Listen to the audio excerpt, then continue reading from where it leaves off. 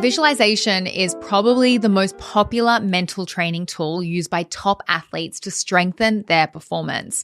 And visualization is one of the keys that I have found to developing a magnetic mind.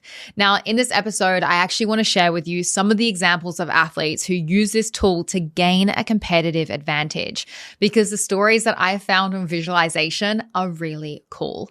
Now, you've probably heard of Michael Phelps because he is an absolute legend in the pool. But what really sets him apart from the rest is his mental game.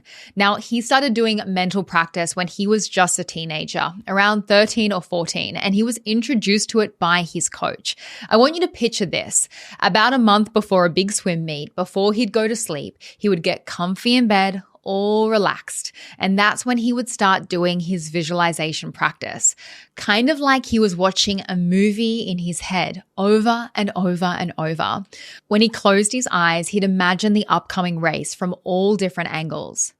Sometimes he'd pretend he was sitting on the stands watching himself swim, and other times he'd put himself right in the water, feeling the excitement of the race.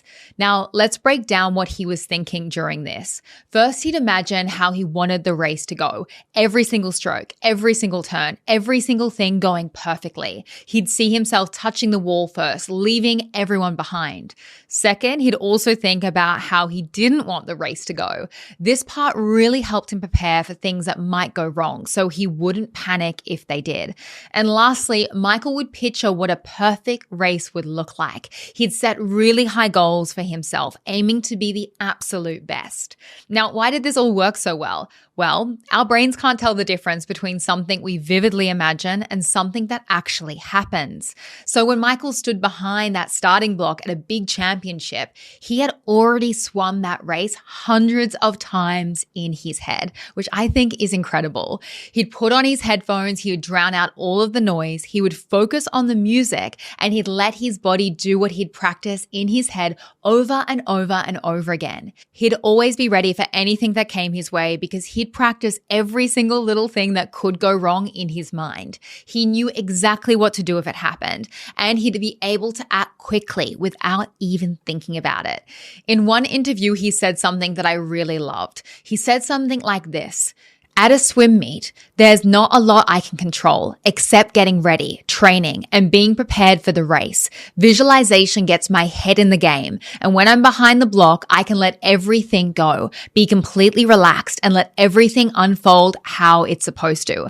And if I don't get the result I want, I just go back to the drawing board."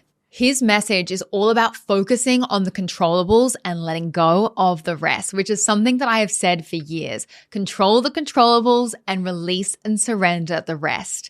This is something that has become his life motto throughout his incredible career, and something that, like I said, I live by as well. Michael Phelps isn't the only athlete who taps into the power of visualization to prepare for important competitions. There is a whole league of athletes who swear by this mental technique. Take, for example, Carla Harrison, who is an Olympic world champion judoka.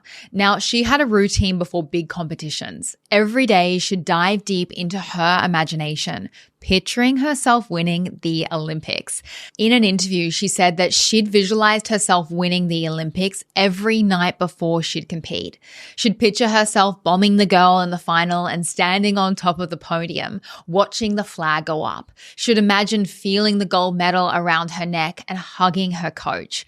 Another example I want to share is swimmer Missy Franklin, who actually won 4 gold medals at the 2012 Olympics in London. Now, she used visualization as a way of reducing anxiety of the unknown. Before going into the race, she'd already pictured what was going to happen a million times, so she never had to think about it. So what does all of this teach us about visualization and the power of our magnetic mind? It teaches us that the power of our mind is boundless. By visualizing our success, preparing for obstacles, aiming high, and envisioning ourselves succeeding, we can pave our own path to success, no matter the arena, be it the Olympic stage or just our personal dreams.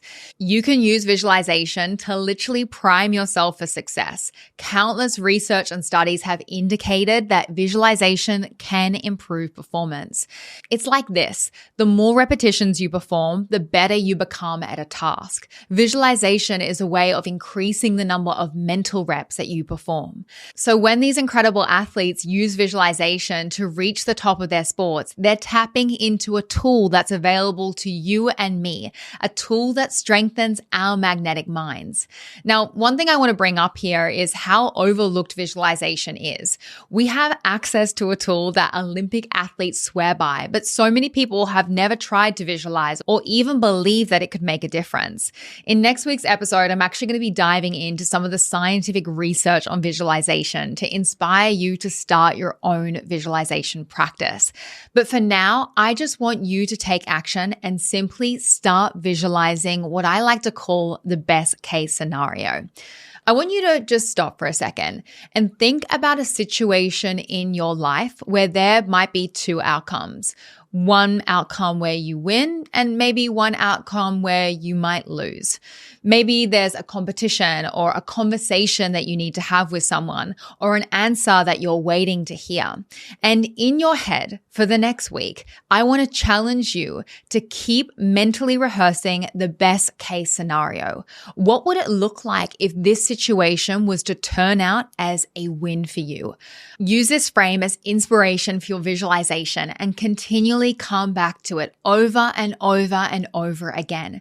And anytime you see yourself slipping into the worst case scenario or that kind of doubt mentality, turn it around and see yourself moving through it and coming out on top. Now, if you are new to visualization and you want help with this, I want to just say that I've actually released our brand new best case scenario visualization on Manifesty. This is a super simple, quick, and powerful visualization that you can use to mentally rehearse and use this best case scenario frame and this method to really win the game that is your life. To practice visualizations like this with me guiding you, just head to the App Store and download Manifesty, which is spelled manifest with an IE at the end. There you'll be able to find some of my best visualizations and a whole entire collection of meditations to help you on your journey. And look, to wrap up today, I actually want to read you an app review from one of our Manifesty users. So if you're on the fence of signing up to Manifesty and you want to know how other people are finding it, here is what they're saying. So this one is from Sarah E, and she wrote, "Manifesty is helping me be magnetic. This app is awesome. I've been using it for a few weeks and I'm already loving it. I love that I can create movies and also my own daily affirmations. I love the range of meditations available for different situations, sleep, movement, morning stress, and I believe this app will help me continue to be my magnetic self. Therefore, I will manifest everything my heart desires." Thank you so much to absolutely everyone that has ever left a review on Manifesty app or this podcast. I cannot tell you how much reviews help in the online world. Having reviews from you guys fills me up, and I just want to say I really appreciate it. It is the highlight of my day when I get to sit and read how this work is impacting you, because if you haven't heard me say this before, one of the big reasons why I do what I do is the ripple effect. I love hearing from you how this work is affecting you. That's why I get up every single day excited to work, because I know that the work that we are doing here at Mindspo and Manifesty is having a ripple effect. So that is today's podcast. I want to thank you so much for joining me for this episode. I cannot wait to keep sharing with you more research and tools on this podcast. And I want to let you know that next week, we're actually going to have another visualization episode, and that is going to be all around the science of visualization. So I'm going to be getting into more research, tools, techniques, and just really educating you on this incredible manifestation tool that you can use and implement into your life by using the tools that we put out at Mindspo and Manifesty app. So keep an eye out for that one. Until then, I am sending you so much love, and I'll see you in the next one. Thank you for joining me for this episode. You can discover more from Mindspo on Instagram and TikTok by following @Mindspo and myself @Rochelle_Fox. If this episode inspired you, then please pass it on and share the love.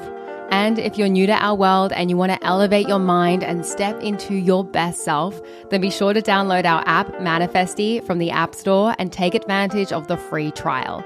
With Manifesty, you can create your own vision board movies, practice powerful meditations, and set affirmation reminders so your phone supports your journey towards that abundant vision of your future. And lastly, always remember, you create your own reality. So go and make some magic.